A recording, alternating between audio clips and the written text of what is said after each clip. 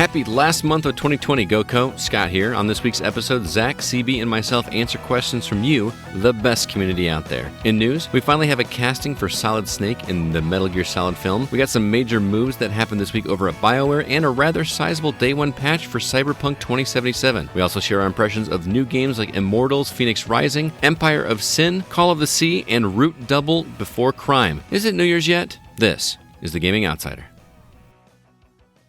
Greetings, programs, and welcome to episode 324 of The Gaming Outsider, a video game podcast with a focus on our incredible community. It's Monday, December 7th. I'm your host, Scott Clark, and joining me are my friends. First off, a guy who gets a 7 out of 10 from me, Mr. Zack Parkerson. Hey, you know what? That's better than I give myself, so thank you so much.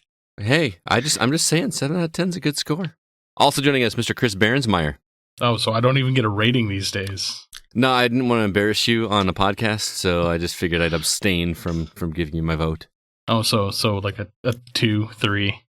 Thanks. You know what it is I am just like insanely jealous of the amount of free time you have. He's beaten Valhalla. He's played 3 games this week. He baked pies for his coworkers. What, like, did you like do some basket weaving as well? What else are you doing? I finished building the shelf this week too. You finished building a shelf, yes. He just has oodles and oodles of time. Meanwhile, I got about an hour and a half of gaming in this week. Yeah, it's crazy. I'm very jealous of you. Don't you love when you're on a video game podcast and you haven't really played any video games? I know it's an awful feeling, but we can still talk about them. I did get some good time in with Immortals. We'll talk about that for sure. But it's been an interesting week. We are officially in the month of December, which means we are getting closer and closer to the holidays. We did a holiday episode-ish last year, didn't we? I remember playing Jingle Bells at the beginning. I don't remember if we really did. We're running out of holiday themed ideas for topics, but we'll get there. But let's just go ahead and jump into the. We all have to make our own nursery or our Christmas Carol, video game themed Christmas Carol. It'll like a parody. Yeah, would be the biggest lump of coal game that you would give somebody. Ooh, that's an idea. Elix. Throw out some ideas. Ooh, come on. One that we reviewed. Be nice. Let's jump into the week's news.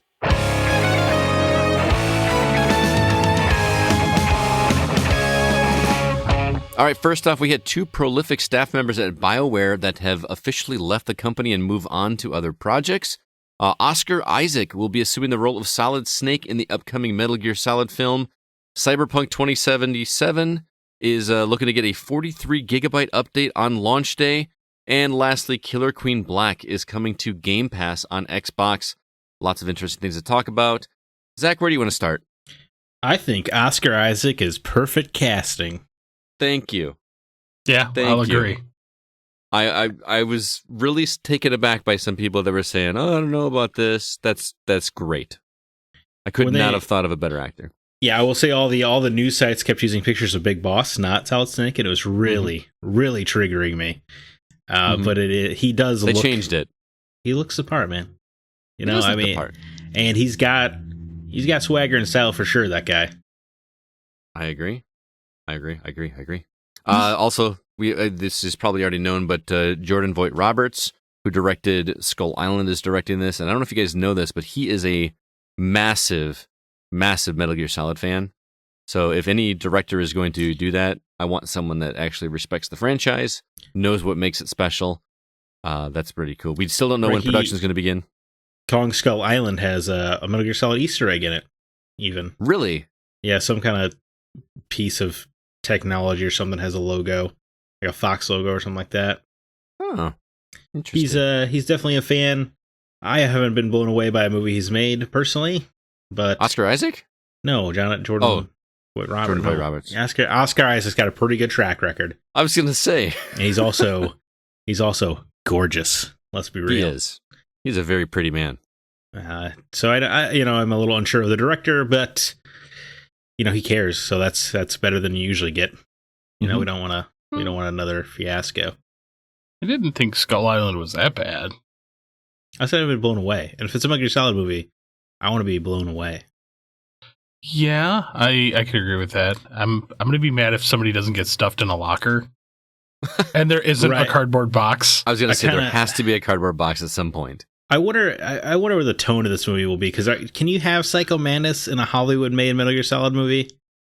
That was going to be my question. There's a whole lot of weird stuff, and I didn't even get into Metal Gear Solid 4 or 5. I dabbled in 5. The intro for Metal Gear Solid 5 is banana sandwich, to use CB's phraseology. I mean, could you have a character like Quiet in a Metal Gear Solid movie? No. She shouldn't have been in 5 either. I know. It's absurd. But she was. But you can have Sniper Wolf, and she's got cleavage galore. That'll work out. I don't think the issue was cleavage with Quiet. The issue was, we've talked about that before. I don't know. I'm kind of with you, Zach, because the first Metal Gear Solid didn't go too off the rails. It had some moments. I feel like 5 is the sanest one. After the opening sequence, you mean? Even including the intro, I still think overall it's probably the sanest Metal Gear Solid. What was so insane about the first one, outside of Psycho Mantis? Well, certainly, he read your memory card. That was pretty crazy. I mean, there was a guy who could transform his body into that of other people and decoy octopus. The end of the game is 2 naked dudes fist fighting on top of a giant mech robot. That's true. That's very memorable. Yes. 2 mech robots that explode into a nuclear bomb or whatever. You have a boss fight against a helicopter. I did not remember that. Yeah, but a boss fight against a helicopter could actually work. I suppose. Yeah. It's not like we've not had boss fights against helicopters before. No, I mean, Metal Gear Solid 1 is definitely low key, but yeah. But like 5 is mostly just like a military fiction. True. Yeah, I could see that. But I don't know. So do you think they're going to go like with a core story here? Are they going to go like with Metal Gear Solid 1? Or how do you see this movie working?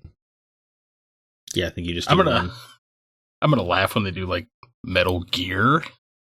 That would suck. Yeah. That would be the wrong move. But I think the premise of the first game still works, like this team of bad guys who each have their own kind of individual persona about them. You know, they're very colorful characters. I mean, obviously, you probably have to cut 1 or 2 for the sake of time, but I think the first game is a pretty good format for a movie. Even 2 was, especially the opening sequence. Well, actually, no, the opening sequence in Metal Gear Solid 1 was pretty cinematic.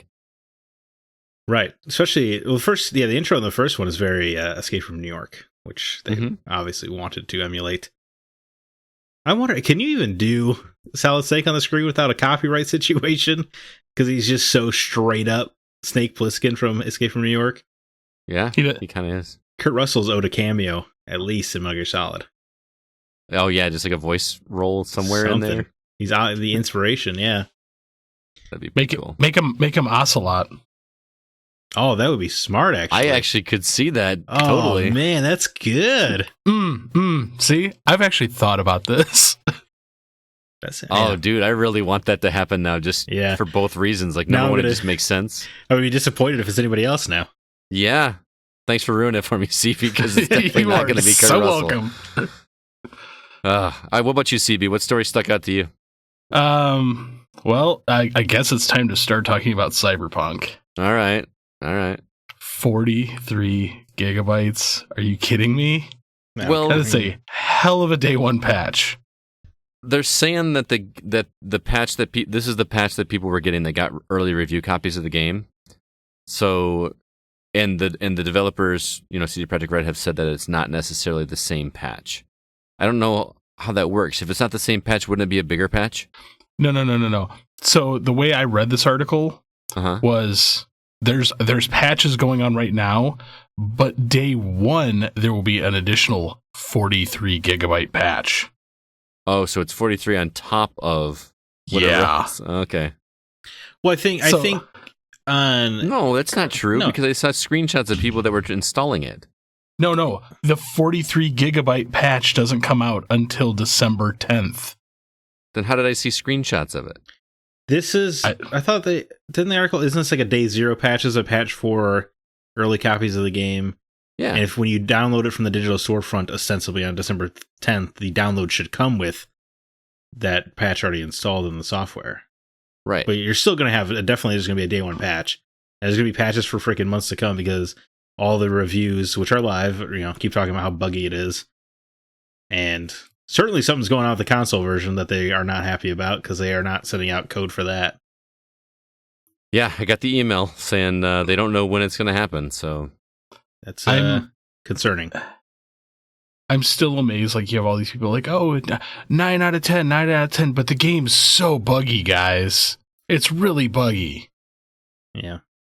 If I heard those words, like buggy to the point of not being playable, I would not be scoring this a 9 out of 10 out the gate. To me, it comes out of the context, but there are a few reviews out there where I agree that the text does not match the number.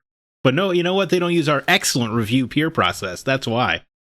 Here at the Gaming Outsider, we do it the right way. Why don't you explain what that means, Zach? Because people probably don't know. Oh, a little bit on how the sausage is made. I guess our reviewers, play the game to completion, and then they write up a review, but they themselves do not set a score. They send it off to an editor, which is usually Scott or myself, and they read through the text and assign a score from there. So that way the text matches the actual verdict. And if the reviewer disagrees, they're like, no, wait, a 7? No way, the game's a 9. And then hey, you have to rewrite parts of it then because you complain for 3 paragraphs about how buggy it is, and then you give it then you want to give it a 9. You're gonna have to justify why that's the case then. Exactly. Yep. Or reconsider why you think it's a 9. Or maybe it's not as high as you think it is, Yeah, very rarely do the editor and writer agree on a score, like right off the bat. It's usually at least a half a point or more different. Right. I mean, I know my 2 10s this year, last was part 2, and Hades are both games that when I was writing I did not think of them as 10s, but then, Scott's like, well, you don't mention a single negative thing in the review. You have to think of something negative. And I'm like, I literally cannot think of a negative thing to say.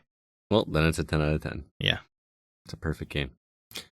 All right, there you go. That's how. So when you guys see a score on a game, it's not just like an arbitrary number that the writer throws out there. We actually kind of put some thought into it and some accountability as well. We care about it. All here. Zach's idea. Yeah. Oh, thanks. Yeah. Well, before we move on, I was actually just looking at that 70 gigabytes to install on the PC. Mm-hmm. For these numbers, they don't mean anything to me anymore, man. So the only reason why these numbers actually mean something to me right now is because of how expensive the expandable storage is for the consoles right now. Yeah, they're really bad. That's a lot of space to take up on a brand new console. Mm-hmm. Like, I'm already debating on deleting Cold War off of my console because it takes up so much space. Well, plus, don't the Call of Duty games especially the last one, like Warzone, had like all these. You gotta have like 250 gig of space for that game if you want to play it online now, don't you? Yeah, that's a lot, especially with the fact that I can't just take my hard drive from my Xbox One, and just plug it in, even though it's a USB hard drive. I had a USB 2 terabyte hard drive that is just worthless now for my Series X. When I say the numbers don't matter, I'm not like trying to be like bragging about some kind of storage I have. I think it's just every video game that comes out now has an article written about how big the file sizes are, and nothing is changing. Mm-hmm. And we all continue to download and play them anyway. So I mean, it's just not gonna change. They have no reason to. I'm trying to imagine people with how highly they're talking about Cyberpunk 2077 going, you know what? That game's too big to go on there. I'm just not going to get it. And that's also the publishers know you will make room for their game. Yeah. But for a lot of people, that is a problem right now with a brand new console where if say you are a competitive gamer and you play things online like the new Call of Duty and a couple other games, and you're like, I want to play Cyberpunk, but I have to delete one of the games that I regularly stream off of my console to make room for this, and then have to re-download the other game. And like, what for me, like if I buy Cyberpunk digitally, which unfortunately I probably will, because of other people. That game is you. I don't want to play it. Oh, you don't? Then I probably won't buy it digitally. But at the same time, with that game, like with as large as this file size is, for me, like once this gets deleted off my hard drive, it's probably not going back on. Right, and they don't care though. Still got their $60. That's all they care about. And you still made the room. So what do they care? I'm saying it sucks, but it's not a problem anybody is doing anything about. They don't need to. We would all have to boycott Cyberpunk over its file size, and that's just never going to happen. There's no way anybody's going to boycott Cyberpunk. Or any game. No, they'll just complain and then play it anyway and make the room. So yep. Remember like years ago back when there was a boycott for one of the Call of Duty games? And even before when I went on, I'm like, there's no way that people are going to stick to this. And lo and behold, it was like the highest selling game that year. And people that said they were going to boycott it still played it. They're just big talkers. I don't remember that one as much as I remember the boycott against Resident Evil 5. I don't remember that game was okay. Because it was... Game's awesome. Resident Evil Goes to Africa? You don't remember that? I remember the controversy, yeah, but... You know... I think there was a huge talk of boycott on that game. Or Left 4 Dead 2 boycott, where people were rallying because it was coming out too fast, and a Steam user shared that infamous screenshot of all the people leading the boycott playing in a lobby together. Yeah. It's pretty awesome. But I quickly want to just discuss that's the Bioware has two major departures, right? Like, okay, you do want to talk about this, okay? Yes, I care greatly. Oscar Isaac is a heartthrob. Casey Hudson was there for Mass Effect 1 and 2, and then bounced, and then came back after Andromeda to try to steer the Mass Effect ship. And just when they announced another Mass Effect game, he bails. That's not a good sign to me. He also didn't do anything there. Besides, Andromeda 2. Lead the remaster. I guess that's what. It's just weird that like he was a creative director of 1 and 2, right? That's his. You would think his baby or whatever, and he's just done. It would be like if Cory Barlog came back for God of War 4 and then bailed as soon as they announced it for the God of War 2018 or whatever. Just very strange. And then more importantly, Mark Dara, the executive producer of Dragon Age, he's been there from minute 1 of Dragon Age, right? Like they were working on the game since like 2004, and then he came out in 2009. So he's been on Dragon Age for over 15 years, and he also bails right as the next game is about to come out and get announced. That's Dragon Age specifically has me very concerned because I care about that game, and now the lead writer, the creator of the lore, left a couple years ago, and now Mark Dara left, and the creative directors have like bail. It's just not Bioware not looking good. They're just waiting for a buyout from Microsoft, right? For what? What? Why would they do that? To fix everything. I don't know. Yeah. Like Bethesda. Yeah. Buy EA. That would be insane. I don't think they have that kind of cash to throw. You can all see the smile on Chris's face right now. How much he wants Microsoft to buy EA. Could you imagine? Oh man, that'd be nuts. Star Wars and Xbox exclusive. Oh man, that would never happen. Not to mention they would actually start making good sports games again. I don't play sports games. I'm not confident. Yeah.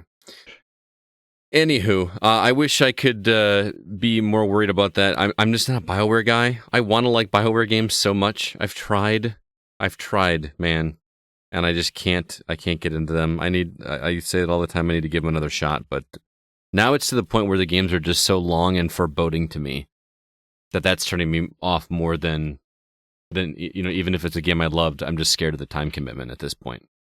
That's fair, and I know you understand that, but for me, I got to talk about this just briefly.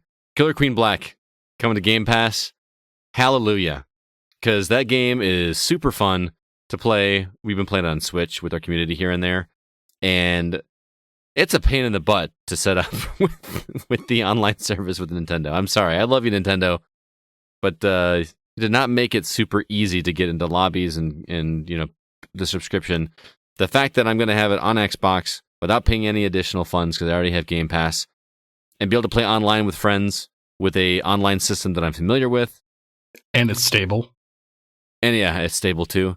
I am looking forward to a community game that I would play because, man, we had, as rough as it was to get into that game, we had some fun playing Killer Queen Black. And I feel like it was the turnoff for that was rough, trying to get people to do that because it was to sync up and find a lobby and everything just was not convenient.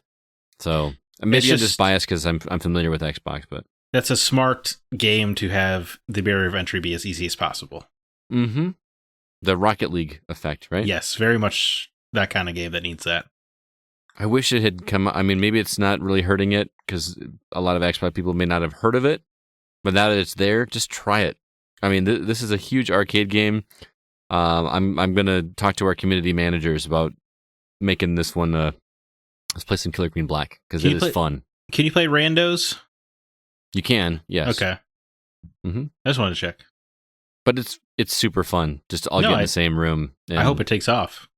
Oh man, did you play with us when we did that? You don't have it on Switch, do you? I wasn't there that night, but I do have it on Switch because it was on sale for like $2. Mm-hmm. But I remember playing at E3 with random people. It was a hell of a lot of fun. Mm-hmm. And you had never played the arcade game before, right? That was my first experience. Yeah. Yeah, they actually added stuff from the arcade version. Like you've got these extra power-ups that are not available in the original game is kind of vanilla. I don't mean that in a bad way. It's just they added some things that are actually quite balanced that make it a lot of fun. I think it might have been Drew Ross in our community when I posted this in our Discord goes, "Great, now I can suck at this game on another console." Perfect. Yeah, I'm not very good at this game either, but I don't care. It's fun. It's just a blast to play because there's 3 different ways to play and there's never a solid strategy. Your strategy is to react to the other team's strategy, and I feel like I've never played a game that requires you to do that quite as much as this game. And playing with some friends from the community with some beers is a blast, and we need to make that happen. It is a rare kind of game like Titanfall 2, where even when you lose, it's a hell of you're having fun. Mm-hmm. Totally. Because it's not like a game where you die and it's game over. You just keep dying until the round is won. And that's key. Because it was never fun like when you died in Gears of War or something where you're playing the match where you were just dead until the next round and you had to sit and watch everybody. That was no fun. I mean, you say that, but I've made lasting friendships in that dead room. That's true. Yeah. I mean, that was a lot of fun. That was a lot of how Zack and I first started, like, I was going to say, half the people I've ever podcasted with, I bet, via Gears of War. Mm-hmm. True story. Well, that's going to do it for the news. Just want to remind everybody that we are an independently funded podcast, which means we pay for this through donations from you guys, as well as our community. So please consider heading over to patreon.com if you'd like to help support us. The website is patreon.com/thegocast. We've got several different tiers to match your budget, and each tier offers its own rewards.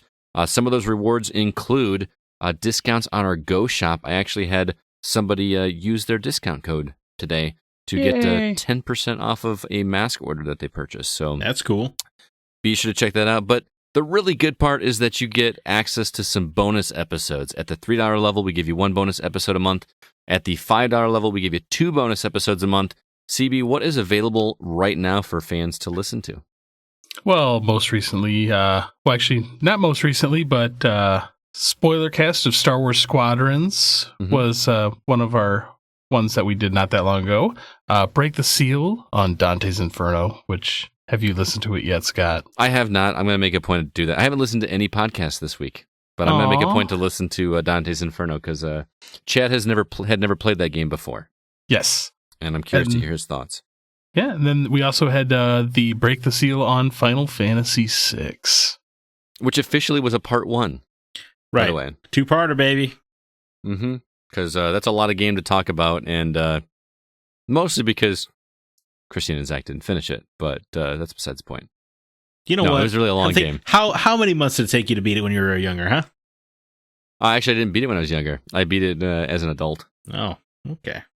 Yeah. It is a lot of game. It is a lot of game. It's an epic, as it were. As it were. But keep in mind, too, that your pledge of $3 or $5 for those episodes, not only gives you access to the episodes we just mentioned, but our entire back catalog. CB has a ton of episodes for the Retro Outsider, where he talks about older games that aren't for us, where he makes somebody from the team sit down and play a game that is definitely not good. I've played some turds. There's no such thing as a bad game, Scott. I didn't say it was bad. I said it wasn't good. There's a difference. So turds are good things? Well, yeah. I played Duke Nukem. There's also our legacy episodes where we talk about a storied franchise. And I believe, I didn't put it on here, CB, but I think we're doing a Break the Seal on Watch Dogs this month. I believe Chris Owens is playing Watch Dogs for the first time, so stay tuned for that. Let's go ahead now and jump into the games we've actually been playing.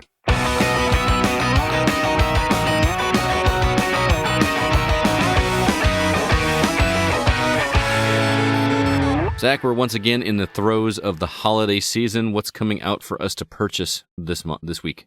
Way more games than I would have expected for the second week of December, which is supposed to be quiet. Definitely, right? You know, the end of November is usually the cutoff on game releases.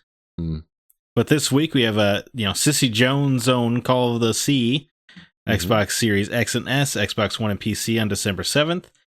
Destiny 2 and Destiny 2 Beyond Light expansion both get their PS5 and Xbox Series upgrades on December 8th. Doom Eternal, by some kind of bewitched magical spell, is running on the Nintendo Switch as of December 8th. Puyo Puyo Tetris 2, which is a sequel to one of my sleeper favorite Switch games in Puyo Puyo Tetris. That game is awesome. It's really good. It's so good. But the sequel is coming to PS5, PS4, Xbox Series X and S, Xbox One, and the Nintendo Switch on December 8th. This should excite Nate Lucas, our producer, I presume. And Temtem coming to PS5 exclusively. In early access December 8th. That is a MMO monster catching game. Seems like a dream come true, I would presume, for Monster. This is the first time I've been bummed I don't have a PS5. Because I think this game looks like something special, it's a little something different, even. Brigandine, The Legend of Runetercia, coming to PS4 December 10th.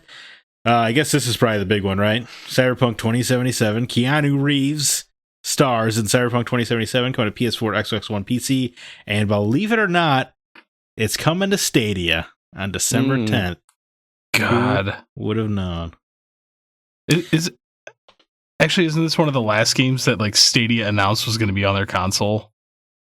Are you saying that they've run out now? Well, I meant from their initial launch, they listed all these games that were coming to it, and I think this is the last one. I mean, that was from their initial announcement. I don't really know what else is coming out, even. True, but I'm just hoping that thing dies. You just want things to fail. I don't understand. No, I don't. I just want that thing to fail. This next game, Haven, I watched a trailer for and it's absolutely stunned. I sent it to people I know, just saying, look at this. I could not believe how great this game looks. It's going to PS5, Xbox Series X and S, Xbox One and PC December 10th.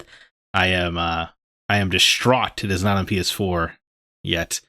Is that the one that's like a Skyrim? Two people.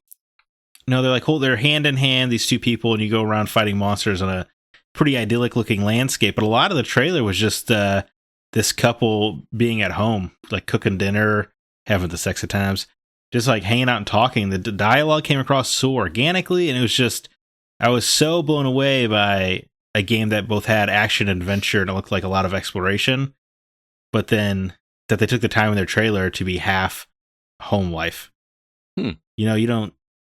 You certainly don't see a lot of couples cooking food together in video games, especially an action video game.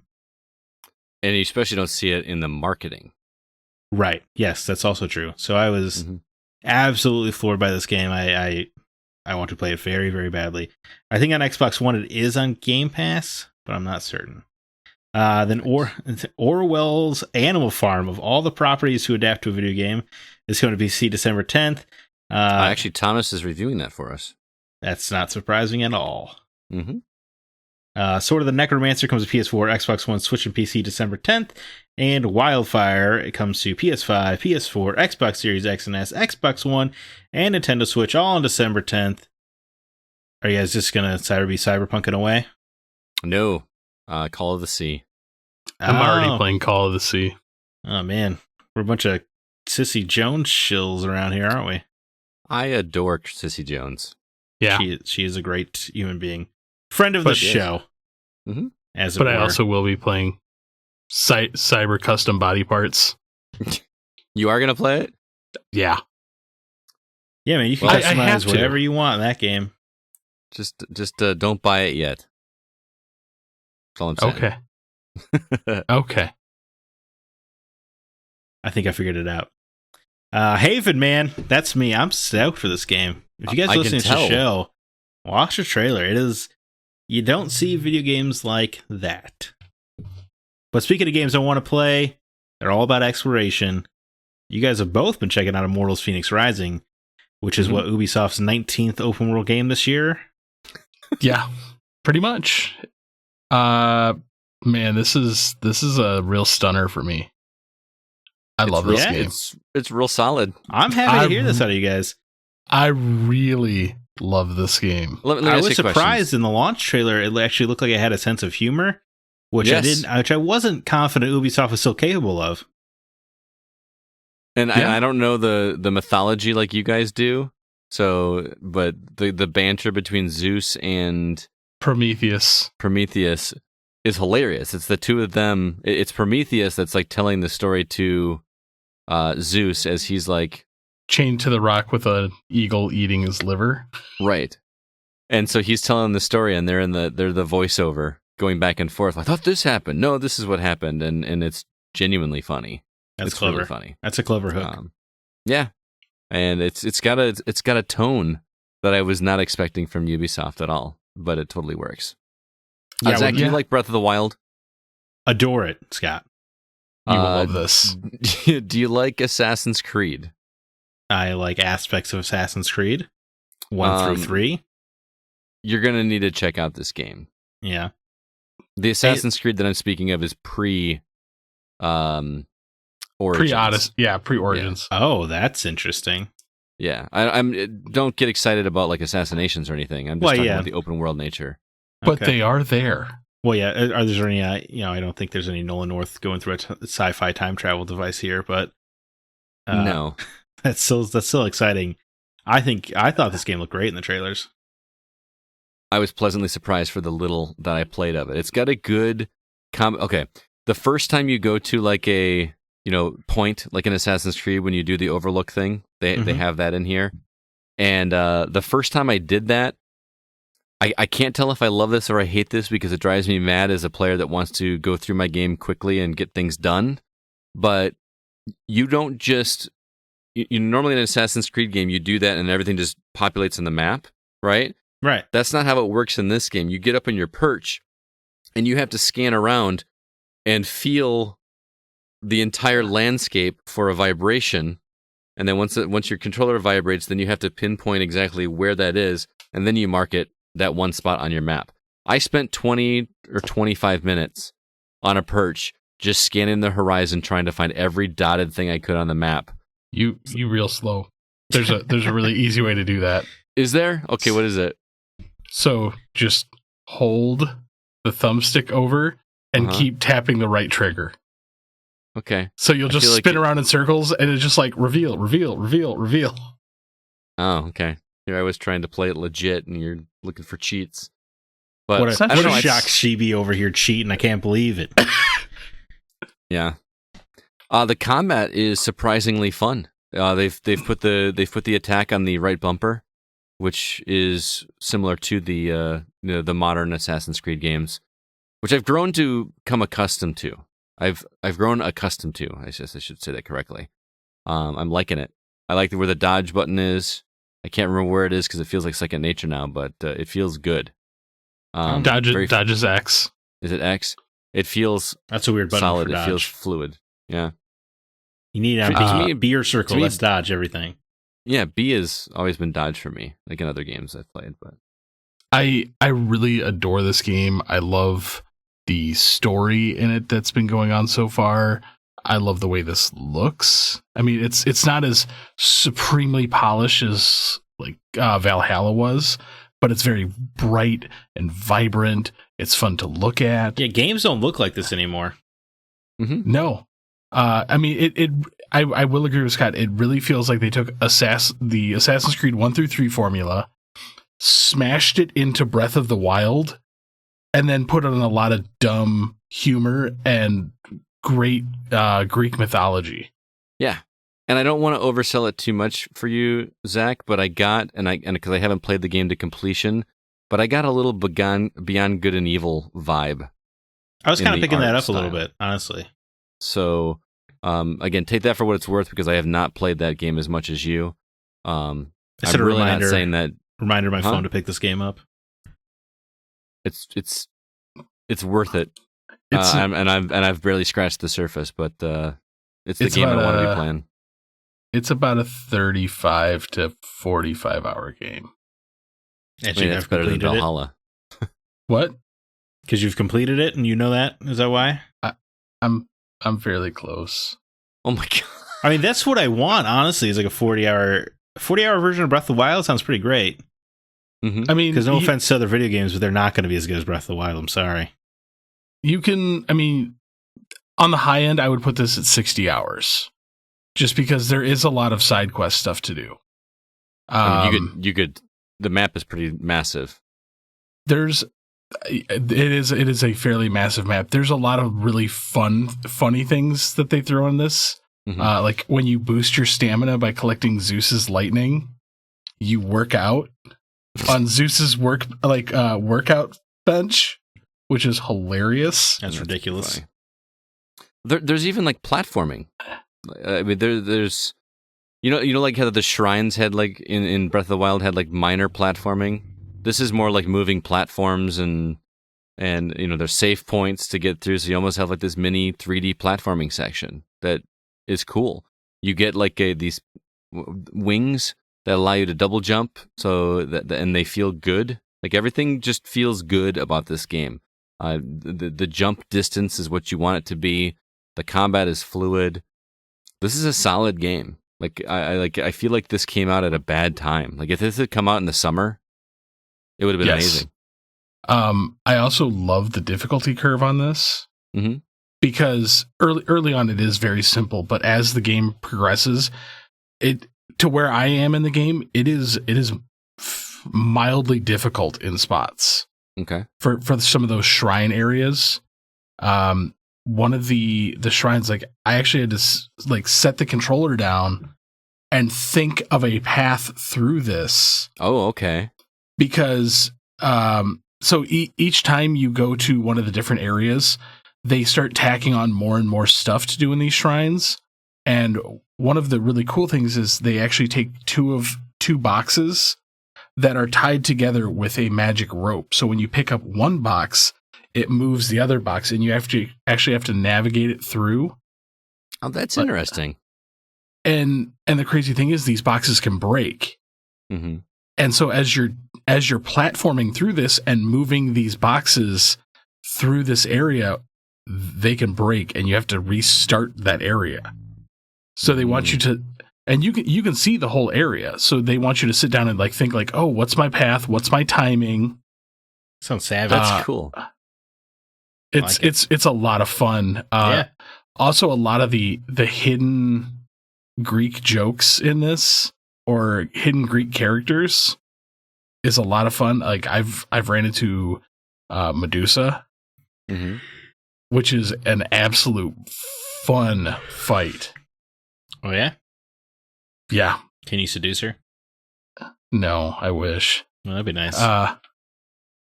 I'm actually just really, really enjoying this game. I cannot put it down. Like I've tried playing other games this week. I mean, again, the time, Scott, the time. I know. Find ways to stretch it. Gonna have to. So yeah, Immortals: Fenyx Rising. I've barely scratched the surface. CB's almost beat the dang game. This is so hard to believe. It's been out for like 3 days. Like, how did you get this game beat already? But yeah, Zach, I think you would dig it. Even the climbing is like straight up Breath of the Wild. Yeah, and I that's something that I know they did it in Valhalla as well, but I love that I'm not inhibited by where I can go by verticality anymore. Yes, but they do have the stamina bar. Right. There's a stamina bar, but I mean, at least I know there's some way I can get there eventually. Like, there are places in some open world games, even like Far Cry games, where like I just want to go over that mountain to follow my way marker, but there's a mountain in the way, and there's no way for me to get over, and there's no helicopter nearby, so I'm just going to have to find another route around, and it takes me 10 minutes to get there instead of 4. And I like the stamina bar. Makes the climbing interesting. Mm-hmm. Yeah. Like you're trying to get to that ledge that you can recharge really quick and then start again. I like that too. Absolutely. I also like All right. Weapon degradation was also cool in Breath of the Wild. I just want to throw that out there for fact. It frustrated me at first, though.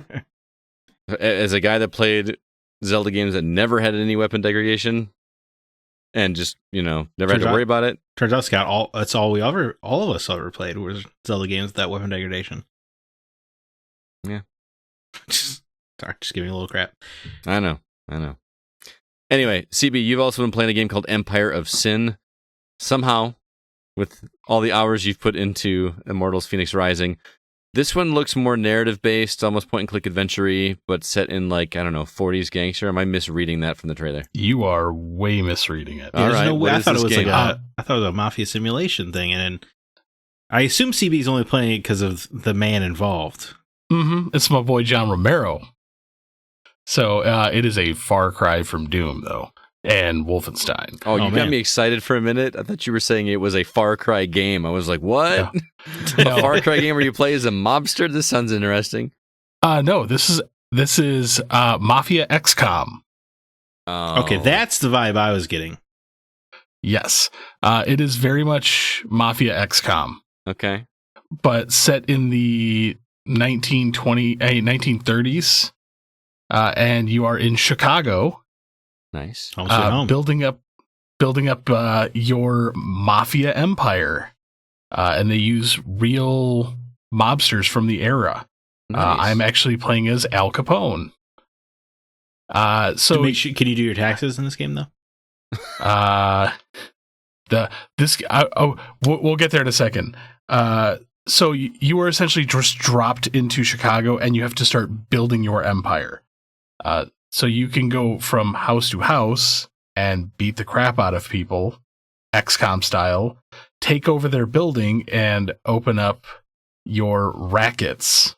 Okay. So you can turn them into like a brewery or a speakeasy or a brothel or, what was the other one? A casino even. I don't know how Mafia works. Is that really how it works? Like you just go to a business, beat them up, and take over their business? And that's how it worked in the very underrated Godfather game on PS2 and Xbox. Huh. Yeah. So you just keep expanding your empire, but then you run into other gangsters who have like their section of neighborhood that they control, and you can either like ally with them or just kill them outright and take over their stuff, or slowly like chip away at their empire. So what path did you choose? Oh, I'm just going to Pound Town. Yeah, that's what I figured. Pound. That means something different where I come from. Yeah. But the interesting thing is, so you can make an ally with one person, and depending on what you do with the other people, it will have either positive or negative effects on your ally. Okay.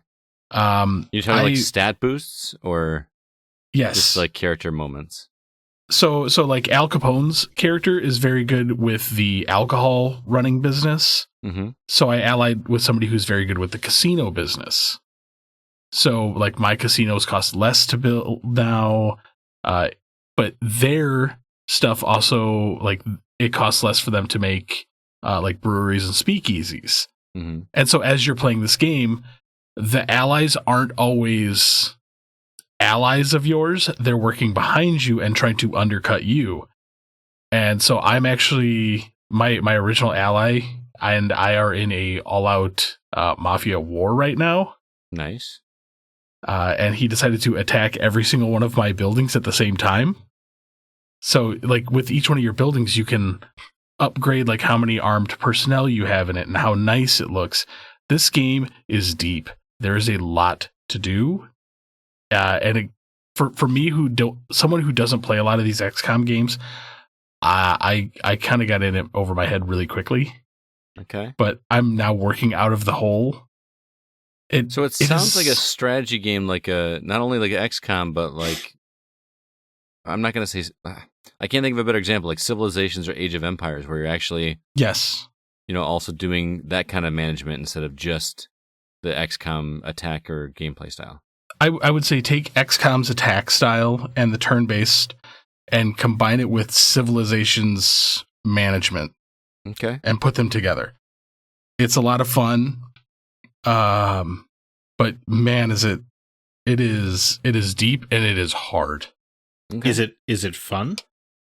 I'm actually enjoying it. I've probably got about 10 hours in on that too. So what? Did you live in a time wormhole?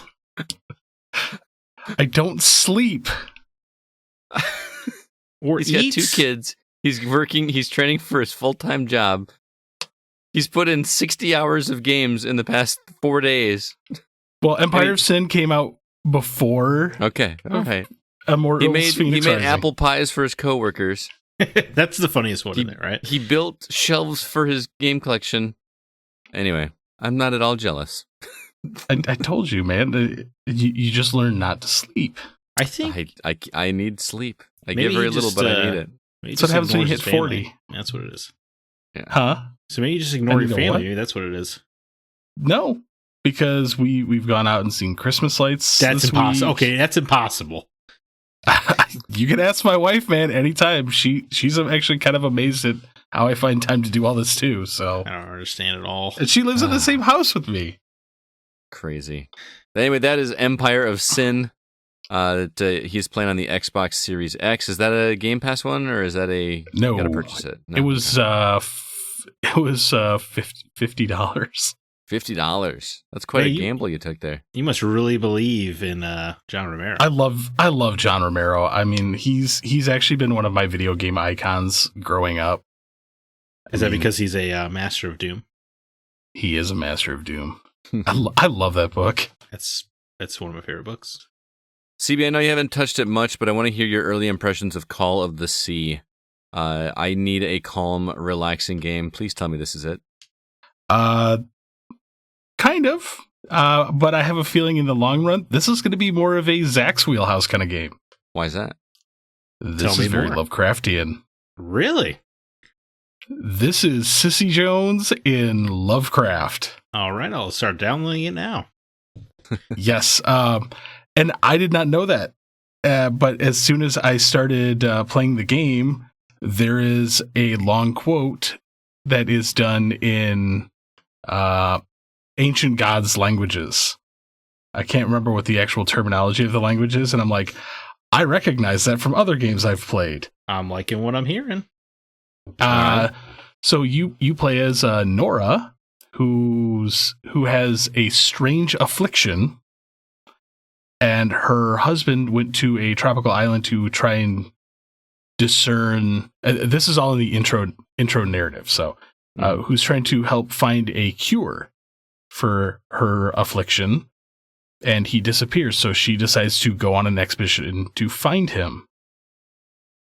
And so you get to this island, and things have gone afoul. I'm trying not to spoil things. So I just love that you used the word afoul. I don't know if I even knew that was a word. It is now. It is now. I've heard afoot. There were things afoot. I've never heard things are afoul. Oh, whatever, man. Leave me alone. Banana sandwich. So you're trying to discover, and like you go through this island. This game is very beautiful. It kind of reminds me of Firewatch. Like the artistic style. Okay, where it's kind of cel shaded, but not quite. Yes, but it's very cleaned up. It doesn't first have person.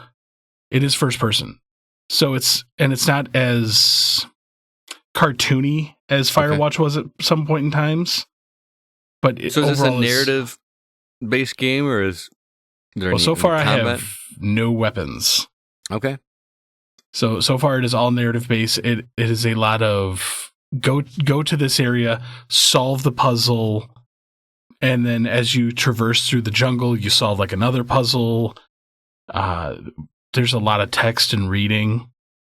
I'm actually enjoying the puzzles because they're not super simple puzzles. Like, you actually have to think. So the puzzles are kind of fun, and I've maybe got an hour and a half into this game.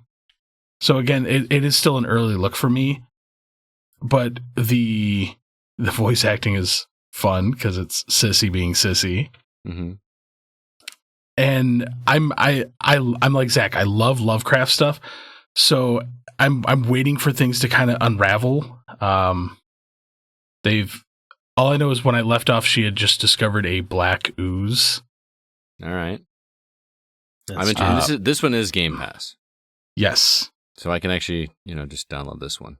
It is. And Sissy is apparently a big believer in this one. I think she said on Twitter today that, I'm not going to quote this exactly, but a lot of love went into this game. Yes. Was what she said.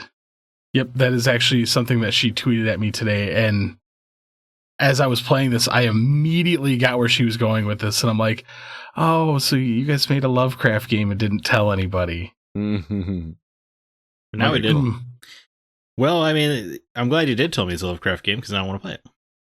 Yeah. I mean, I'm sure I got to re-up my gosh darn Game Pass. Yes, you do, sir, because it is. I am really becoming more and more impressed with the amount of stuff that they are throwing on this. They're doing more and more release day stuff, which is impressive. I agree. Again, that is Call of the Sea, which CB's playing on Xbox Series X. Got another quick review for you from Alyssa.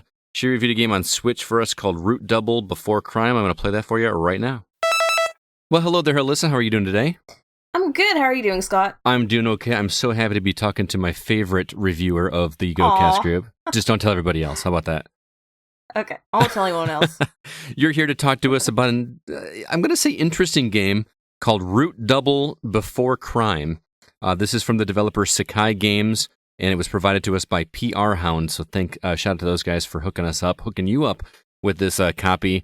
You're going to have to tell me what this game is because I watched the trailer and I felt like I was watching the intro to an anime episode. And I don't mean that in a bad way. I just have no idea what the story is about or what the gameplay is at all. So can you kind of give us a rundown? I will do my best. So it is very anime-ish. It looks like an anime the whole time you're playing it or experiencing it is the correct terminology. And the visuals look amazing, but you choose from one of two storylines. You either start the game as a high school boy named Natsuhiko or a worker named Watase, and Natsuhiko is the before storyline, Watase is the after storyline.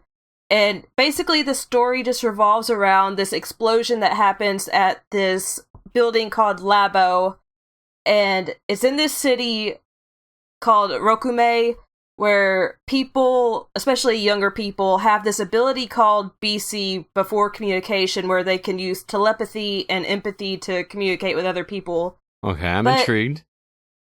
But there are people, of course, that don't like that fact, and they have to kind of be on guard all the time. So kind of almost like a mutant power kind of thing, and people don't want the mutant, like an X-Men kind of situation? Kind of, yeah. Okay. I mean, it totally sounds like Japanese animation story. It really does. It is. Yeah. How does the gameplay work? Is this just a narrative adventure, or is there any kind of action, or what are we doing? It is a visual novel, but there are certain points in the game where you can use what they call the SSS system, not symptom, where it's based on the Enneagram model. You know how people are like a number 7 or 9. Okay. But it's a little confusing to figure out, though, because the game really doesn't tell you how to use it. You just minimize or maximize your feelings towards a certain character, and that affects the route your gameplay goes down. Sure. So that was something that was a little bit confusing for me, and I feel like it could have been just done away with, to be honest. Okay. But you just wanted the story and the dialogue trees and that kind of situation? Yeah, because the story is really, really good, but the SSS system, I don't know why I want to keep saying symptom. just kind of threw me off the story when it did pop up. Hey, we're in the middle of a pandemic. That word just kind of rolls off your tongue a little bit. It's on my brain.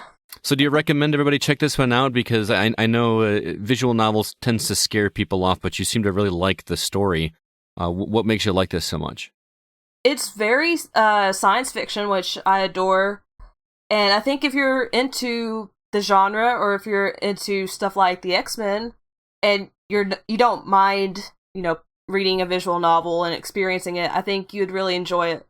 Okay, very cool. Again, that is Root Doble Before Crime, and from Sakai Games. Alyssa, thanks so much for checking that one out, and sounds very interesting. I love the music in the trailer. It's very good. It kind of makes me want to go back and watch some. How do you pronounce it? Anime? I say anime. Anime.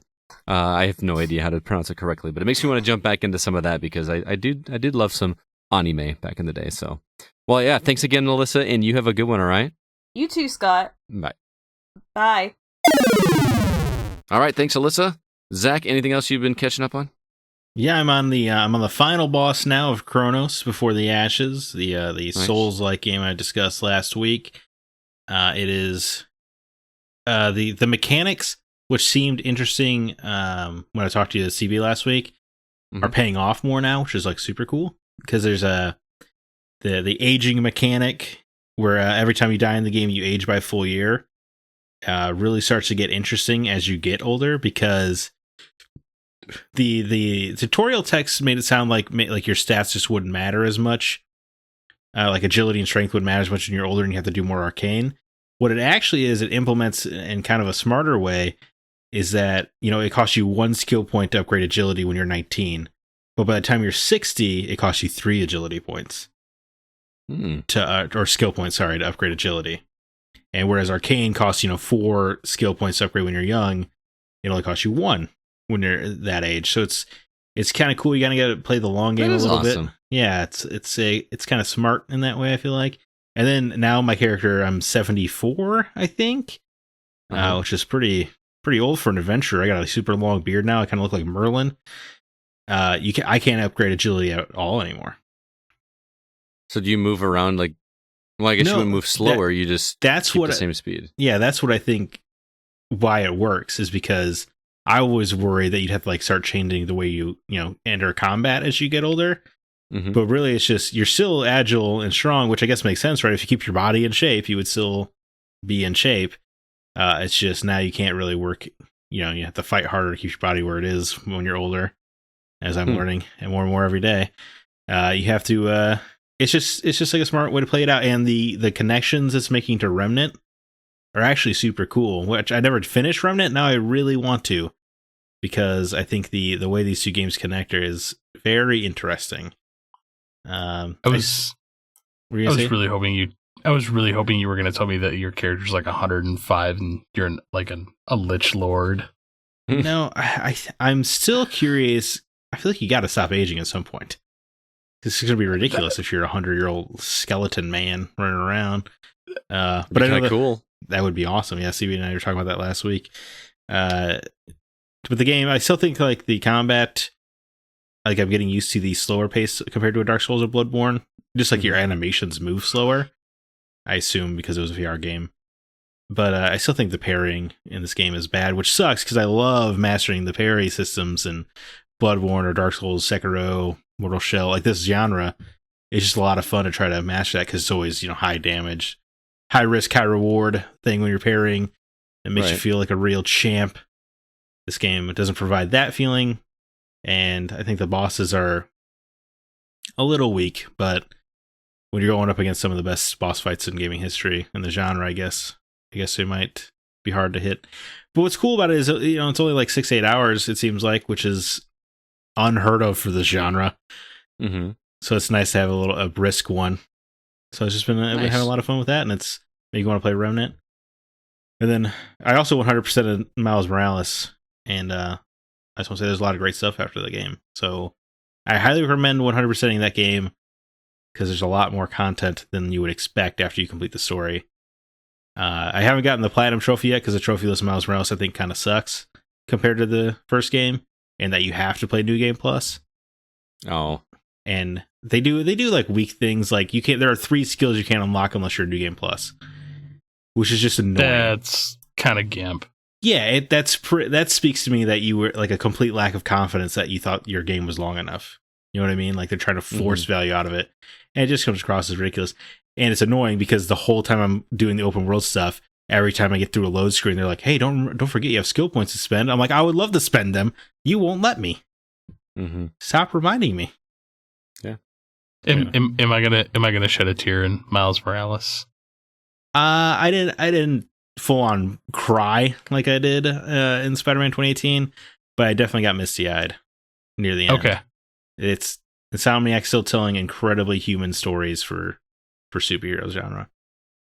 Still a lot of like quiet moments, like there's a whole scene over Christmas dinner. That's very uncommon in video games. You know what I mean? Like it's cool. See, why couldn't Insomniac get Avengers? They're too busy knocking out the best Spider-Man games ever made. They didn't have time for Avengers. Speaks truth. Well, thanks for that, Zach. Moving on, some quick housekeeping. We do have one new Facebook member by the name of John Dubs Williams. He's joined the community over there. We've got quite a group of people over there. If you'd be interested in joining the conversation, keep it up to date on news and just lots of fun memes and all kinds of good stuff.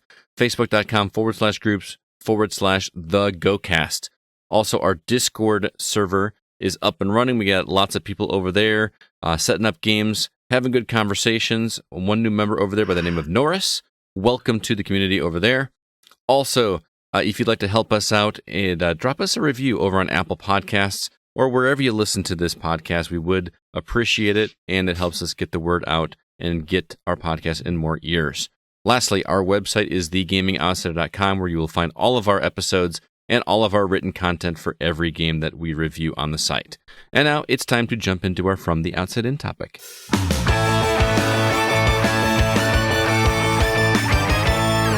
It's Zach's favorite episode of each month, Community Questions. We reached out to you, the GoCo, also known as the Gaming Outsider community, to ask for questions for discussion topics for our From the Outside In topic. Here's what you provided on social media. Facebook was a little light this week, but we did get one from Sean Coates, and he says, what are some game design techniques and or mechanics that you find the most frustrating? For me, it's rubber banding AI in racing games. What say you? I feel like we did a whole topic on this one time, didn't we? Because I remember talking about red barrels. I thought it was so stupid. I think I was like about tropes, though, right? Tropes, yeah. It's a little bit So more. we're talking about game design techniques? Okay. Right. For instance, modern skill trees. Okay. Which are absolutely pointless. They are an illusion of choice. You're not really making a choice. All the modern game skill trees, you end with the same character you started. You end with the same character everybody else ends with. So it's not really, you're not really deciding like a custom way to play. You're not building your Kratos. You're just unlocking skills in the manner you want. And that's a very pointless choice. It's much more satisfying in a game when you earn it narratively, or you find the missile launcher in Super Metroid. It's way more interesting than I killed 14 turtles and now I can buy a missile launcher. It's just not as exciting to me. And modern skill trees are lame. They don't make any narrative sense, right? Like you have to learn how to dodge roll as a god of war. That's absurd. It's insane. So skill trees for me suck. And I think so little of skill trees that I often forget they're in the game until I get that pop up, and then all of a sudden I have like 20 skill points to use, and I don't even know what to buy because they're all so pointless that you don't need them. They're either pointless or they're such necessary things like a block or something where you're like, just give me the block. It's a video game. Batman knows how to block. You shouldn't have to learn that. It's late in the stage. Makes no sense. Yeah. All right, I had no idea. I knew you didn't like skill trees, but I did not know you were that vehemently opposed to them. I like, as time goes on and more games include, I like a good skill tree. What would make a good skill tree? I think Fallen Orders is a great example of a modern skill tree because they justify it narratively. Cal Kestis is a character who was so traumatized he cut himself off from the Force, and he's learning to reconnect by going to these Jedi holy sites. So it makes sense through the course of the game, as he gets more connected to the Force, he will learn more substantial Force-related moves. So it's really the connecting it narratively that is the biggest thing for you. That is definitely a huge hang-up. And I use God of War as the example because I think it's the most egregious, because he is the god of war. Mm-hmm. Yeah. He obviously still works out. I mean, look at the guy. But it's not like he's old and rusty at this. True, but with some of the narrative elements in God of War, like he has essentially done the same thing. Like he has divided, like kind of pushed all that out of his life, and now lives in a hut with his son. He carries around a legendary axe. True, so pretty easy to surmise. Wife. Yes, but he's married to a deity. I don't know if that's a spoiler, actually. They address that, right? Her hands make trees glow. I think that's pretty in the opening cutscene. It's but yeah, it's pretty easy to assume he's gotten into shenanigans in between 3 and now. True. Mm-hmm. I mean, I agree with you that there are a lot of skill trees that are dumb. As massive as the skill tree is, I actually loved the skill tree in Assassin's Creed Valhalla. It stressed me out, man. I have no idea like which direction I'm supposed to go. But again, you are a completely new into that world, so it makes kind of sense that like, oh, if I choose this one, my one-handed swords is going to go up by 2%. Right. I want that. And I know you don't, but I actually did, because that skill tree is so massive that through the course of the game, I can guarantee you it'll be a long time before 2 people actually have the exact same skill trees. Yeah, CB, I'm sorry. That is another thing I like about a skill tree, is if it feels like you are actively making a choice. Right, if the skills are so hard to get in Valhalla, like you're saying, that you might only max out a skill tree, or maybe like even 2 of them by the end of the game. That's still more interesting to me, because you had to sacrifice along the way. There are 400 different pieces to that skill tree. That is absolutely insane. It is, and a lot of massive. them are the same stuff that you're able to unlock in different paths. Like when I was doing it, you could have one that would increase your vitality, but that same vitality would show up on all 4 paths. So it's not like, I'm used to like, I always like to build my character when I have a skill tree in a way that hits armor first, because I'm terrible at games. I want to make sure that I'm protected, and if I get hit, I get a couple extra hits.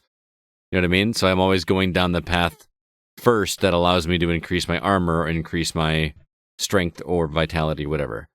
And I feel like there was no clear-cut direct path in Valhalla. No, like you really have to map it out. Yeah. See, that almost sounds sphere gridish to me. Mm-hmm. No. So I enjoyed that skill tree, because it actually made you think, like, these can have consequences. Yeah, I mean, I think the best kind of skill tree is actually like what XCOM has, where when you level up, you have to choose between 2, and you're locked out of the other one.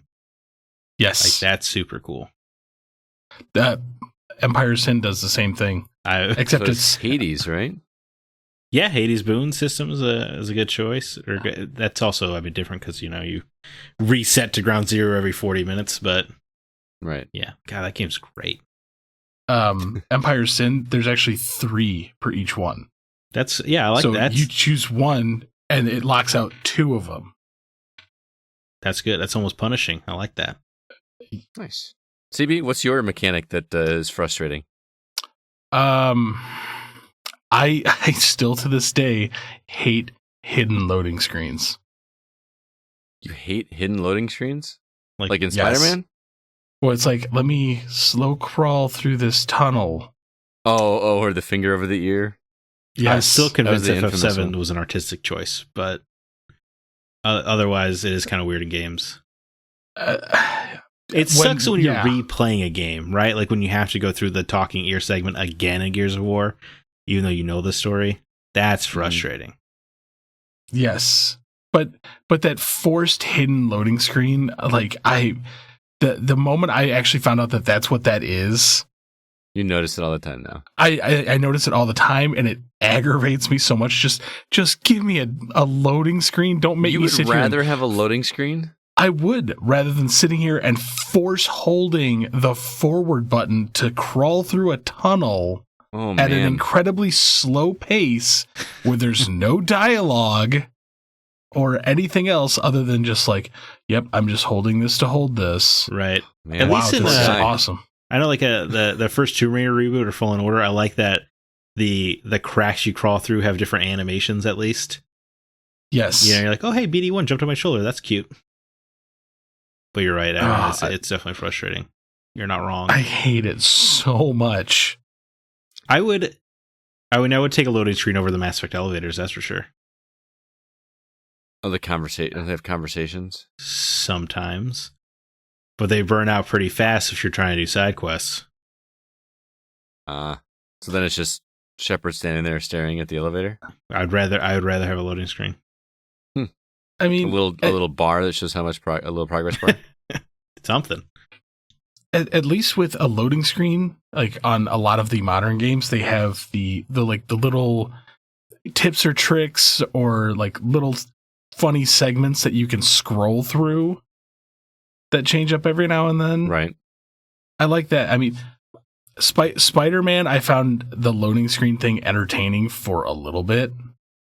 It started repeating pretty quickly. The subways. No. I'm like, I don't know why cool at first. you would fast travel in Spider-Man. I'm mad at you that you fast travel in Spider-Man. I fast traveled when they made me, and so I could get that trophy. I did that every now and then just so I could watch the subway stuff. It's just so fun to get around. But you just got done saying you hate forced loading screens. Because when I fast travel, it is a legitimate loading screen. I don't have to sit there and hold the forward button down. You know, luckily, CB, your goodness. problem's gone now in PS5, right? Yeah. At least it will be, right? I mean, It's not a problem for me right now. Yeah. Oh. For him at the moment. Ooh, my bad. I didn't mean to pour salt in the wound. There's no salt. You know what? I ain't bitter. You don't really, you know what? CB, you just take it at this point. I haven't played it, so. I just want to play Miles Morales so bad. So come get it. Just come take the dang thing. It's really great. It's a pretty You just great got to game. play it on my account. Anyway. To your trophies. I also hate when a dodge is not good. Like when it doesn't give you enough iframes. I freaking hate that. That's a problem of having a Chronos. I can't rely on the dodge. Because my favorite thing is to dodge into the attack, like in Bloodborne. You know, because it really makes you stay up on the guy.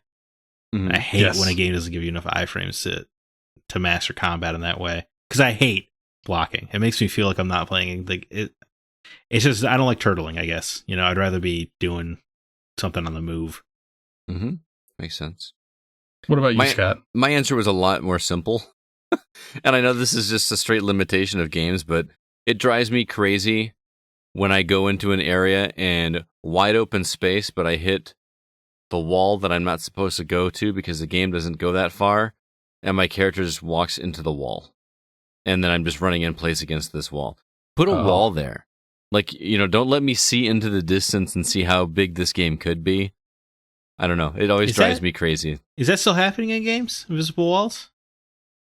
I feel like haven't seen one in a while. I feel like they at least put like a knee-high bush in the way or something dumb like that.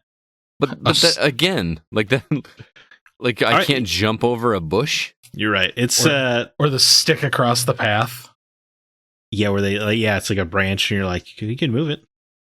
Yeah, I understand its limitations of you know how much space is on the console. It's something that doesn't bug me a lot, but there are a few parts in Chronos where it's just a pile of rubble, like almost gravel. I'm like, you can walk over that, man. There's no reason this needs to be here. Right.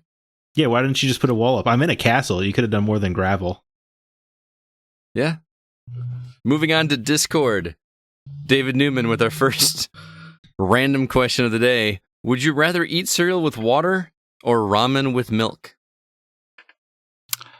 I'm going to go out on a limb here. I would do ramen with milk if it was the cheddar cheese ramen. Well, then I'm making mac and milk. cheese. Yeah, you can't do the cheddar cheese ramen with water.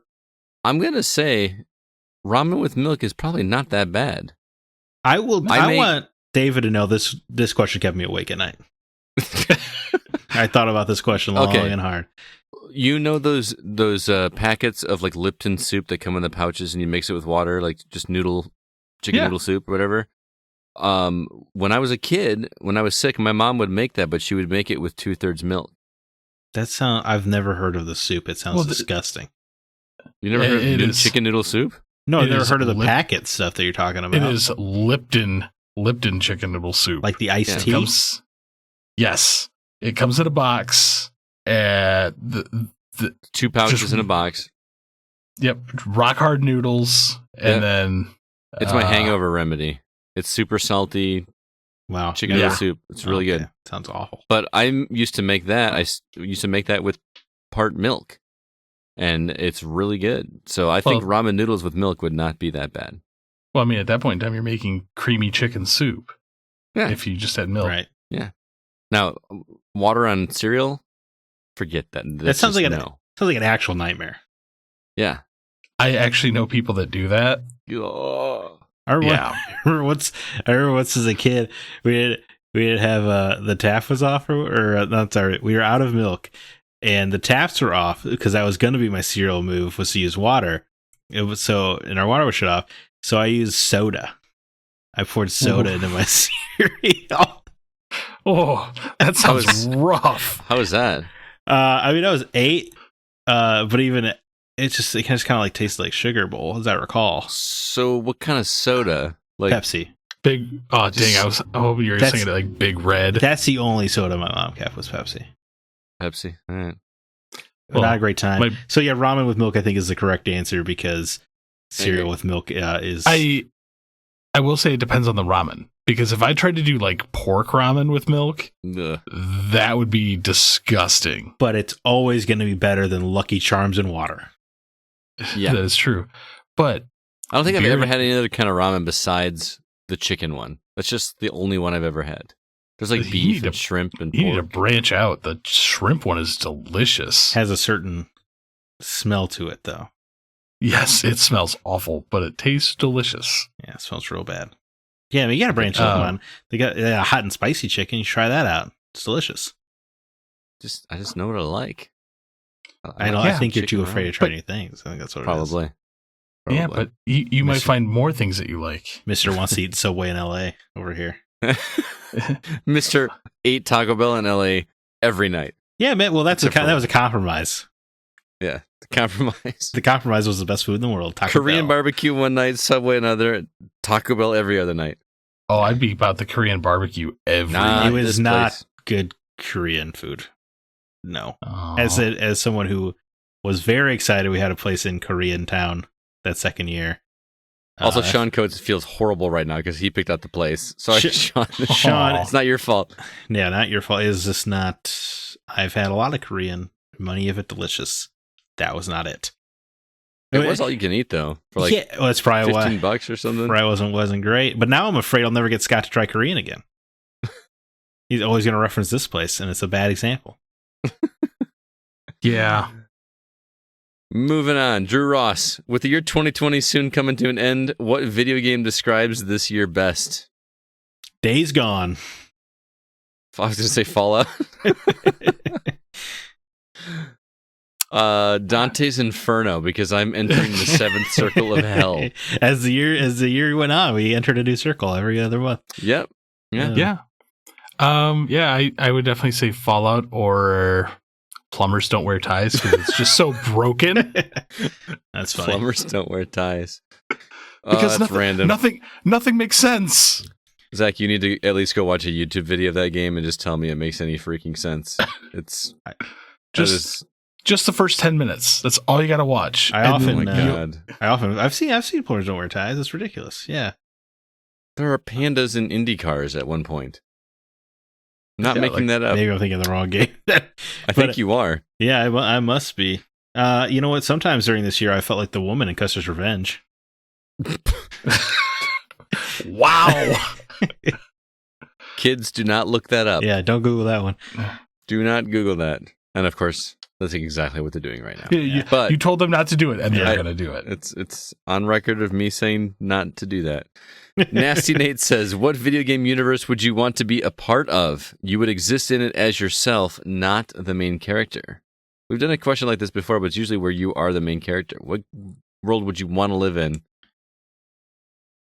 as Fallout. just an innocent bystander? Did you say Fallout? Yep. You know, it's sad. I kind of thought that at first, just because, but then I'd wind up in Megaton and I'd be screwed. So here comes Zack pushing the button. Yeah, exactly. Hey, that's rude. I would not push. I want to replay Fallout 3. It's so good. Can I just get like a reset just so I can get achievements again? I love that game so much. Could you even remaster a game like Fallout 3? They did it for Skyrim, right? Yeah, yeah. Why isn't Fallout 3 getting PS5 treatment? Well, with Microsoft in charge now, maybe that will happen. Because that is definitely a game I would love to replay. I have an excuse to replay. Great stories. They could do Fallout 2, Zach. I mean, that would be that's a whole other process they would have to do. All right, so CB said Fallout. What are you saying, Zach? So as a random NPC, interesting. Maybe like I don't know the Mass Effect, probably Mass Effect. You guys both pick places where there's like bad stuff going on. I mean, I guess that's kind of the point of video games. There are parts of Mass Effect though, like where you're just hanging out on a planet. Yeah. You know, I could just be a guy living on the Citadel. I guess it gets attacked a lot, but there's got to be somewhere that feels somewhat safe. You know, if you're not the main character, you want the universe to be interesting, right? Like it wouldn't, like Final Fantasy IX. I always thought it was a cool setting, but there's just a high likelihood of somebody summoning a freaking god Bahamut or whatever and blowing up my town. I don't want that. I always wanted to go to school at Balam Garden in Final Fantasy VIII. Yeah, that'd be cool. That was, that was before digital technology was a thing in education, and now I'm remote teaching, and they were all learning on iPads or laptops, or it just looked like a cool place to go to school, and I didn't get the impression, it felt more like high school instead of college. I don't know. I always wanted to go to school there.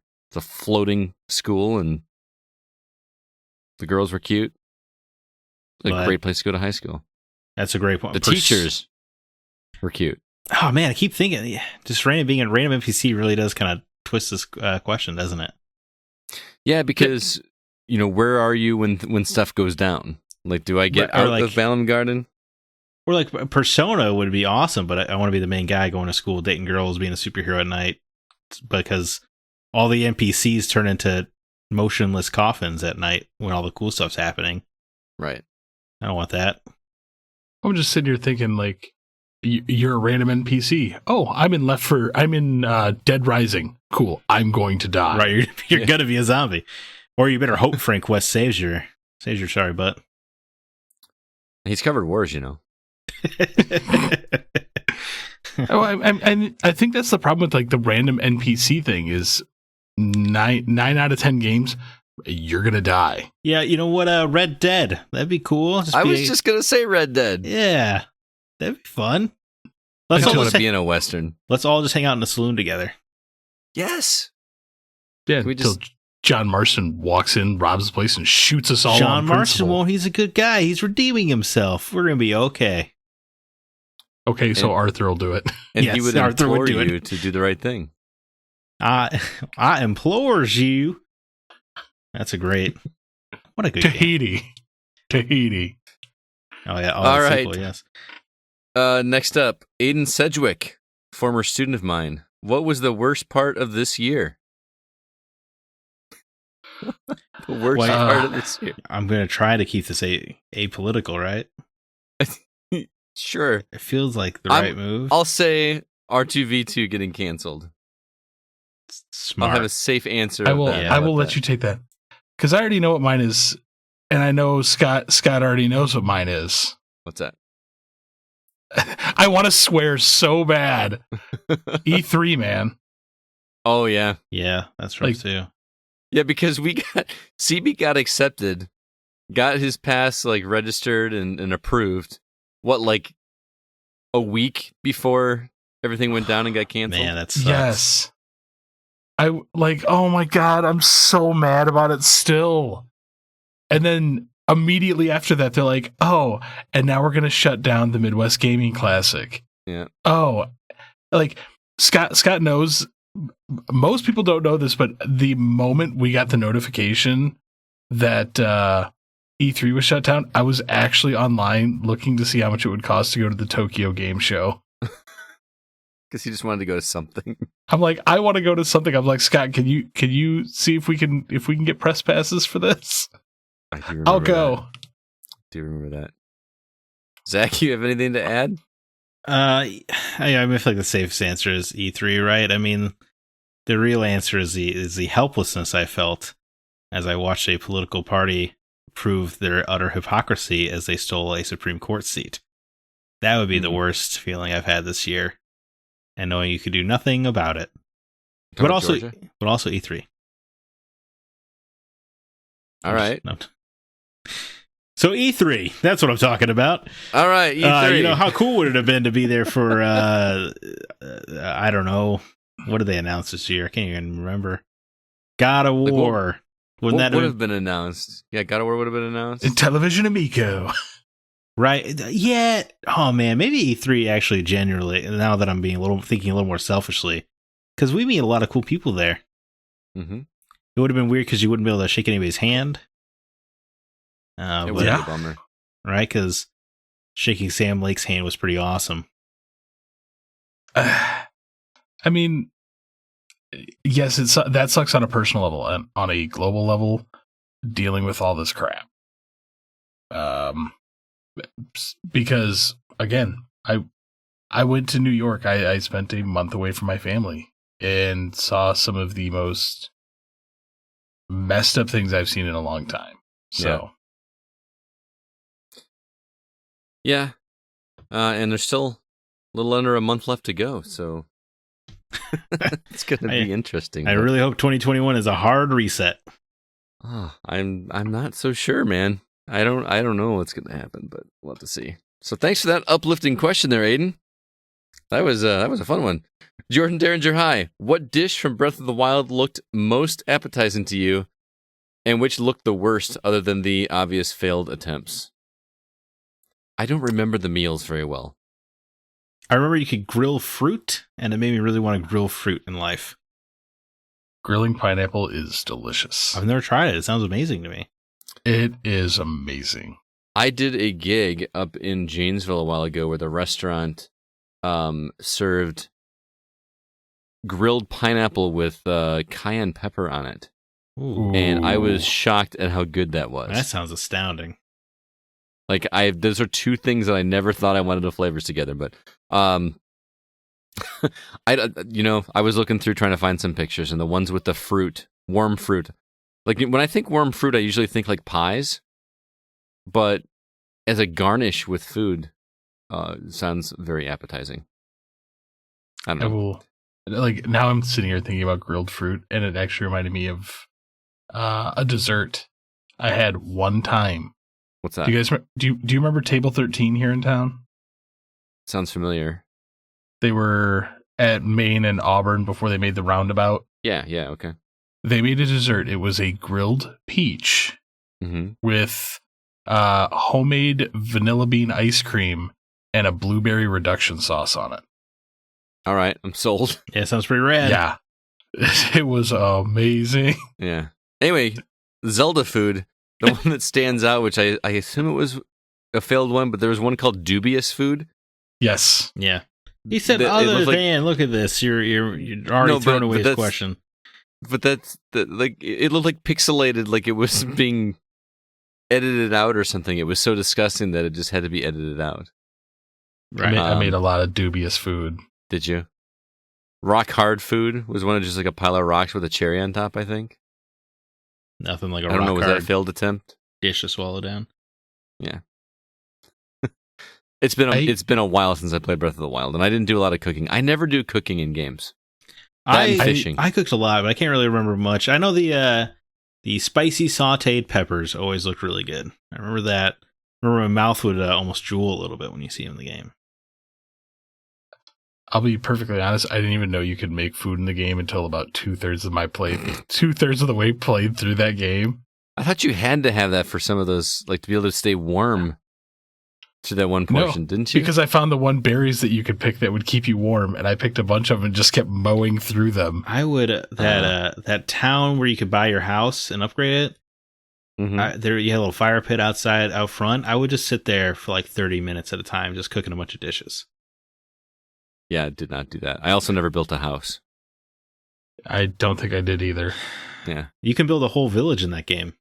I know, and that just doesn't do anything. I think you have to in order to get like all the images or something. Or something that you find. I don't think like the village is a pretty significant side quest that I love dearly because you recruit people from all over Hyrule to live there. But every time you get a new member, it adds another instrument to the soundtrack of the town. Oh, see, now I'm a little more sold. I like that. It was super cool. Huh. That game's If I could friggin' ever get amazing around- with just a weakest ending in the world.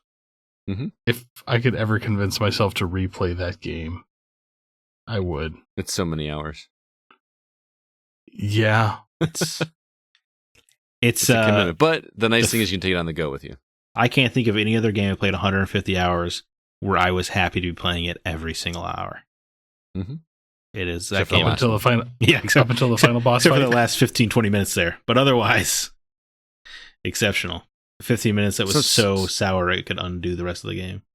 Some great boss fights too, like just the dungeons were so clever. That one in the sky I thought was just amazing. Yeah. Oh man, maybe I should replay Breath of the. Should I replay Breath of the Wild?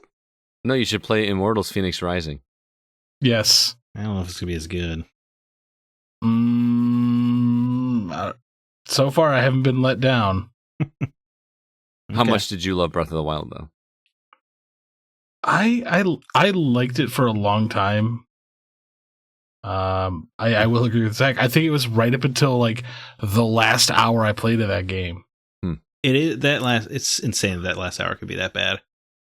But I guess you know what? Yeah. The last season of Game of Thrones is so bad that nobody talks about the show at all anymore. Stop it. They don't. Stop it. It is culturally dead. No matter how you feel about the show, it has lost all its pop culture relevance, which is fascinating. What shows that actually still have pop culture ramifications? People still talk about Lost, man. Yes. That's because of its divisiveness. I think there are not because of its quality. I will say for the first time in probably over a year, I actually talked about Game of Thrones, and it was because we were watching.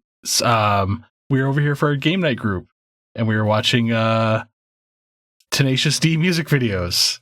And hang on, okay, weird connection. we were watching the Wonder Boy music video, and I'm like, look, it's Fat Jon Snow. I don't remember the video. Jack Black dresses up and he looks almost like a fat Jon Snow. And then here comes Kyle Gass. I'm like, and Hodor's here. That's funny. Anyway, next question comes from Stefan Rambing. Do you guys see VR as the next step in gaming evolution? And by that, I mean Ready Player One type of evolution. Dear God, yes. Do you really see that being the thing, or is that just what you want? That is what I want. I don't think it'll happen. I see VR as a side technology. I don't think it's going away. And I don't think not in our lifetimes. I think AR would take off before VR would. I disagree with you. VR is rising fast. The fact that it's rising, but you're not getting the mass appeal from the. You're not getting the people like going back in the well here, but like Wii Bowling did. You're not going to get grandmas and grandpas and stuff to do that. You'd be more apt to get grandmas and grandpas to pick up an AR set of glasses than you are a headset. I don't know, man. My mom is 67 years old. Absolutely hates video games. Wants to play with my VR. What does she play? No, like she wants to try it out. Oh, she wants to try it out. Okay, that's you're saying like you had her hooked. I would love to see the 67-year-old woman playing Vader Immortal. Yes. Yeah. Reach down and pick it up. There you go. Just get her in a VR chat room. You know what I'm saying? I will say though, like I'm seeing more and more people becoming interested in VR because it's like if you are able to do it, like it's accessible for anybody. Like it immerses you into something. It has a lot of potential, and with a lot of the newer games, you can just sit there on your couch and still play them. You don't need to be up and moving around for everything. For a lot of elderly people who are like wheelchair or bedbound, it gives them an opportunity to do something that immerses them in some form of entertainment. It really does allow that escapism. I get that, but I also deal with a lot of people that want nothing to do with that technology. You couldn't pay them to strap something like that on their head. I think as you make it more and more wireless, like the Quest, it'll take off, but I just don't see it ever as a real next step, right? I think if if it was getting there, the PS5 would have launched with PSVR 2, but they didn't. I would love to be wrong. I'll tell you that. I think it'd be super cool. I would too.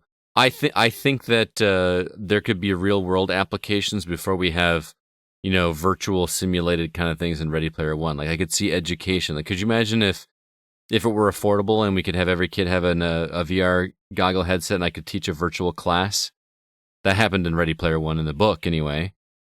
Right? They went to school. Or even the practical applications of like, what better way to have a surgeon train? Exactly. Yeah. Or just anything like practicing for deep sea diving or space exploration. I mean, you get over your fear of heights. Use VR headset. Or make it worse. Yeah. Like I did when I played what's that cliff game that you had me play? Oh, the Climb. The Climb. My God, I've never had a game that made me so sick to my stomach. I couldn't play for more than 20 minutes. I remember playing that. They did like a Spider-Man Far From Home VR game where you could swing around. I remember that was the first time where I looked down at a VR game and I was like almost fell because my body was trying to like prep itself for the fall that it was not experiencing. Right. And that was really cool. And the other reason why I say it is definitely on the rise. You still cannot find an Oculus or an Oculus 2 in stores. Like they cannot pump them out fast enough. They keep selling out as soon as they hit the street. They're popular with the kids. Yes, I will say that. I feel like by the time that it is become popular enough and widespread enough, we'll have moved on to something else. But that's the problem. What else is there? I don't think AR is going to be that big of a thing. Because you have a lot of super conspiracy nuts where it's like, oh, I have to put on these glasses that's going to scan the room in my house and transmit it back to a company. Oh, but a VR goggle is not going to do that? You can make the same argument for that. I understand that. But where you have an AR glasses where it's like I can actually physically see my room and the stuff in my room, at least VR, like it kind of masks it. Who knows? So yeah, we're kind of split on that one there, Stefan, but thanks for the question. And last one, Bob Villarreal, our own Bob. What popular game or franchise wasn't for you? Mentioned already. Mass Effect. Mass Effect. I've tried. Well, since you stole Mass Effect, I'm going to say Dark Souls. Come on, guys. Have you ever played a Souls-like game that you liked? You guys will spit on me here. I guess Fallen Order is Souls-like. It sure is. Yeah. But I own Dark Souls 1, 2, and 3, and I've tried all of them, and I absolutely despise them. Have you tried Bloodborne? Oh, it's so good. No, because every time I go to try to find a copy of it, nobody has it. It's on sale digitally for like $7. I hate digital games. You know who you're talking to. It's also a PlayStation game, so I can't imagine it's as high a priority for CB. True. He can't win it. He can't extend his achievement score over mine. When you when you go and retrieve your PS5 from Scott, you can get it as part of the PlayStation Plus collection. Oh, Yeah, so now you have to play it. Jerk. I don't know, man. This year I played a lot of PlayStation 4 this year. Yeah, that's true. Well, all the games were there. So I mean, I put a lot of time in on PlayStation 4 this year. Yeah. So, Zach, what about you? What franchise is not for you? I don't know about whole franchises other than what Assassin's Creed has become. But game, I'm going to say Red Dead Redemption 2. I actually thought about putting that one too. Because I can't remember the last time I was that disappointed with a video game. I put a good 15 hours into it. Yeah, I had to have put 15, 20 hours into it, and the story still hadn't started. Mm-hmm. I mean, did you beat it, Zach? I did not beat it. I beat it. It's long, and the payoff was disappointing.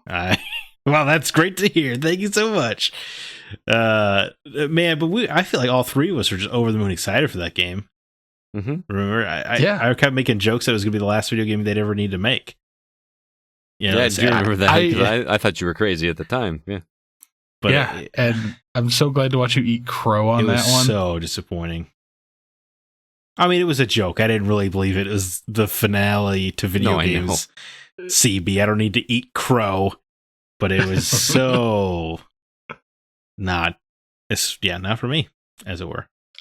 I think I'm good enough to never hear the words "we're going to Tahiti" again. I have a plan.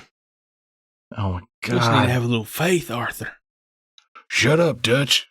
I've heard about what the epilogue is, like the 68-hour epilogue that game has, and that sounds incredible. But I'm not going to play 70 hours to get there. I got to the epilogue, and I still didn't play it because I'm like, cool, the story is over. Yeah. I'm done. Well, it's nice. It's nice to hear that it does start at some point, though.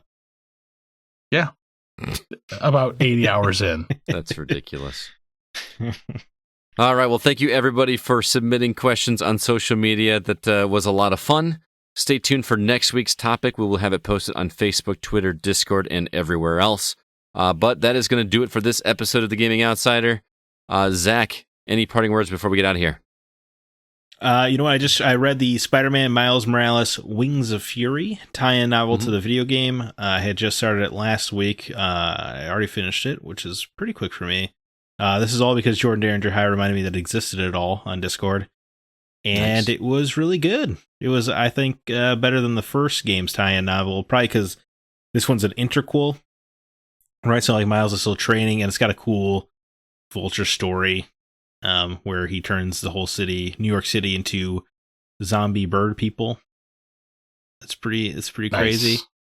It feels like the wacky stuff they don't really allow in the video games because it's a little bit more grounded. They're because the comics had Swarm, who is a former Nazi who was made of bees.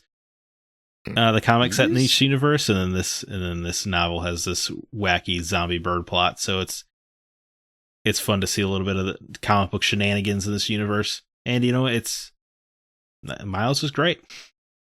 Cool. CB, how about you? I started watching Star Wars Clone Wars. So did I. Whoa. I feel like I was feeling left out and I had to watch it. That first season drags on a bit. I like the first season personally, but season 2, yes, is where it comes together. But it is kind of cool meeting Ahsoka. I get to kind of see a little bit of background to that character because I felt left out. Everyone's geeking out in Mandalorian, and I'm like, I don't know.